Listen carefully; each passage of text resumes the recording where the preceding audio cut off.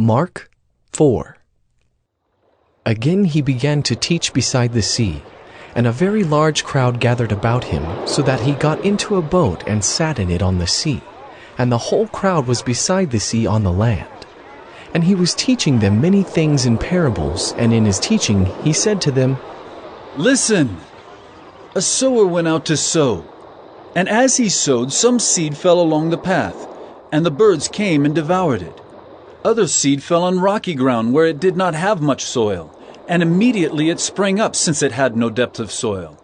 And when the sun rose, it was scorched, and since it had no root, it withered away. Other seed fell among thorns, and the thorns grew up and choked it, and it yielded no grain. And other seeds fell into good soil and produced grain, growing up and increasing and yielding 30-fold, and 60-fold, and 100-fold. And he said, He who has ears to hear, let him hear." And when he was alone, those around him with the 12 asked him about the parables. And he said to them, To you has been given the secret of the kingdom of God, but for those outside everything is in parables, so that they may indeed see but not perceive, and may indeed hear but not understand, lest they should turn and be forgiven. And he said to them, Do you not understand this parable? How then will you understand all the parables? The sower sows the word, and these are the ones along the path, where the word is sown. When they hear, Satan immediately comes and takes away the word that is sown in them. And these are the ones sown on rocky ground, the ones who, when they hear the word, immediately receive it with joy. And they have no root in themselves, but endure for a while. Then when tribulation or persecution arises on account of the word, immediately they fall away. And others are the ones sown among thorns.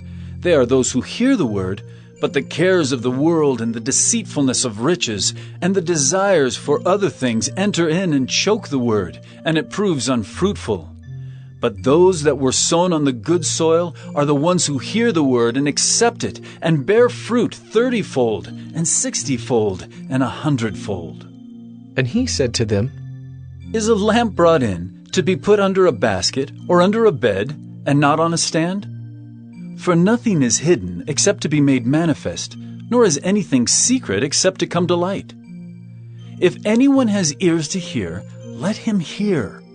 And he said to them, Pay attention to what you hear. With the measure you use, it will be measured to you, and still more will be added to you. For to the one who has, more will be given, and from the one who has not, even what he has will be taken away. And he said, The kingdom of God is as if a man should scatter seed on the ground. He sleeps and rises night and day, and the seed sprouts and grows. He knows not how. The earth produces by itself, first the blade, then the ear, then the full grain in the ear. But when the grain is ripe, at once he puts in the sickle, because the harvest has come. And he said, With what can we compare the kingdom of God? Or what parable shall we use for it?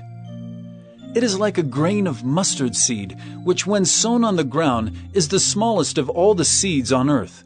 Yet when it is sown, it grows up and becomes larger than all the garden plants, and puts out large branches, so that the birds of the air can make nests in its shade.